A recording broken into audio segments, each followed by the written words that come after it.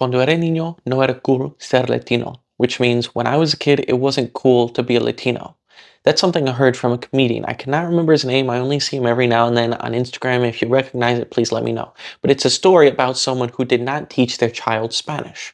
So why is it that a lot of immigrant parents in the 50s and 60s and even up until the early 2000s did not teach their children the heritage language? That is, the language that their parents or grandparents spoke, especially in comparison to immigrant parents from like 100 years ago or even today, where we see a lot more people who are actually teaching heritage languages. But that wasn't always the case. In a lot of wider American society, it was kind of frowned upon if you didn't assimilate. And in many places, and depending on who you're surrounded by, that is still the case today, which isn't uniquely American. It's something that happens all over the world. So they had the social pressure to just speak English like everybody else. And on top of that, from the 1940s to 1980s, the US had a relatively low amount of foreign-born residents. So you have people who are already pressured to assimilate and a relatively smaller community than in other periods of this country's history. So it was a kind of unique period where the pressures of assimilation were kind of the strongest they'd ever been, and a lot of immigrants are coming for better opportunities, and they think my child is not going to have the opportunities